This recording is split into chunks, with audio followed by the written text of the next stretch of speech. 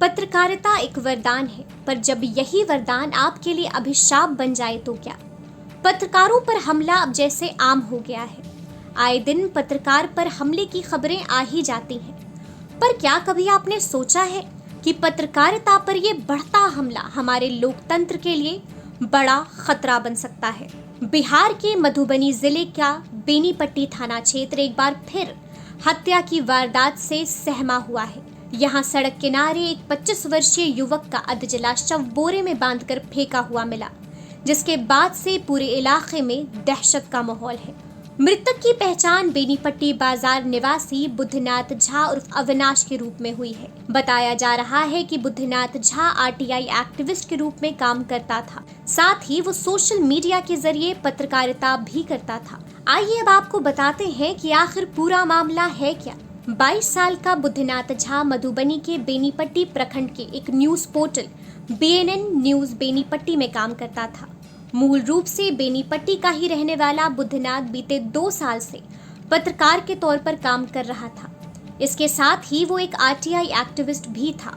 बुद्धनाथ झा लगातार निजी nursing home के खिलाफ लिख रहा था और शिकायतें भी कर रहा था। बुद्धनाथ झा RTI एक्टिविस्ट के रूप में काम करता था और इसी सिलसिले में बेनीपट्टी में अवैध तरीके से संचालित कुछ निजी नर्सिंग होम के खिलाफ उसने अहम जानकारी जुटाई थी और प्रशासन से इस मामले में कार्रवाई की मांग भी की थी। 7 नवंबर को अपने एक फेसबुक पोस्ट में उसने लिखा था, the game will restart on the date 15 November 2021। की जो हत्या हुई है उसमें साफ तौर पर यहाँ के मेडिकल माफियाओं द्वारा हत्या कराई गई है, क्योंकि ये पिछले 2 साल से RTI एक्टिविस्ट और पत्रकार भी था, तो लगातार यहाँ पे फर्जी मेडिकल जो चलता है गैंग, उस सबके खिलाफ कार्रवाई करवा रहा था। कितनों पे जुर्माना लगा, बाजाबता कल का ऑफिशियल स्टेटमेंट है SN झा के सिविल सर्जन यहाँ पे, उसकी वजह से पिछले सालों में 19 से अधिक फर्जी क्लिनिक बंद हो चुका है। और फिलहाल उसने 7 तारीख को फेसबुक पर एक पोस्ट किया था कि 15 तारीख से खेला हो गया और एक लिस्ट डाला था जिसमें 10 अस्पताल थे जिस पर जांच होना था, और 9 तारीख उसको किडनैप कर लिया गया और उसकी लाश हमको बरामद हुई परसों। इस पोस्ट के बाद बुद्धनाथ 9 नवंबर को लापता हो गया। इसकी शिकायत अगले दिन की गई और 11 नवंबर को रिपोर्ट दर्ज हो गई। CCTV फुटेज के मुताबिक वो रात 9 बजे से 9:58 तक घर की गली के आगे पड़ने वाली मुख्य सड़क पर फोन पर बात करता दिखाई दिया। वो आखिरी बार रात 10:10 पर बाजार में दिखा।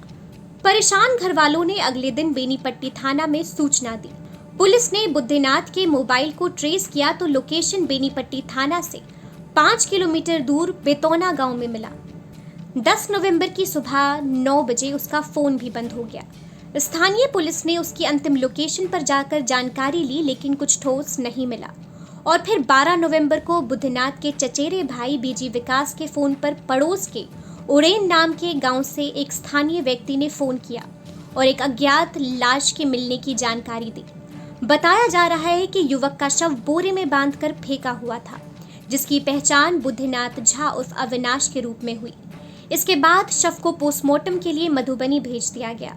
पोस्टमार्टम की प्रक्रिया पूरी होने के बाद शव को परिजन को सौंप दिया गया। इसके बाद परिजनों ने शव का अंतिम संस्कार सिमरिया गंगा घाट पर कर दिया। इस वारदात के बाद पूरे इलाके में सन्नाटा पसरा हुआ है। वहीं अब इस मामले ने एक नया मोड़ अपना लिया है। पुलिस ने इस मामले में एक महिला समेत कुल 6 लोगों को गिरफ्तार किया है। अरुण कुमार सिंह DSP झंझारपुर ने प्रेस से बात करते हुए बताया कि हत्या प्रेम प्रसंग में हुई है। साथ ही पुलिस ने क्या कहा है, आप खुद सुनिए।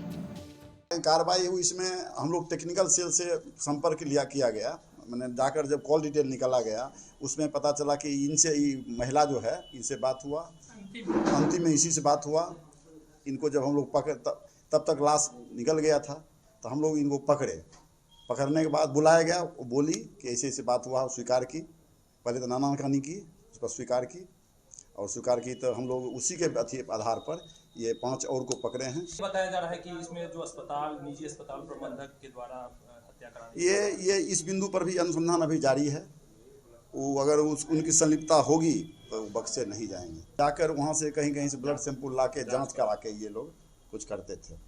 जांच लगा, कोई आया पेशेंट को जांच करा के, कोई हॉस्पिटल संपर्क या नर्सिंग होम संपर्क कर जांच करा के जो पैसा मिलता था। अभी तक संज्ञान में नहीं आए पत्रकार थे।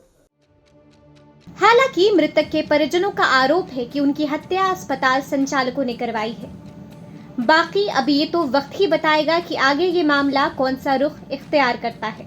साथ ही आपको ये भी बता देते हैं कि बुद्धिनाथ झा की लाश संदिग्ध परिस्थितियों में मिलने के बाद पत्रकारों की सुरक्षा का सवाल भी अब उठने लगा है। साथ ही सबके जुबान पर सिर्फ एक ही प्रश्न है कि आखिर कब तक।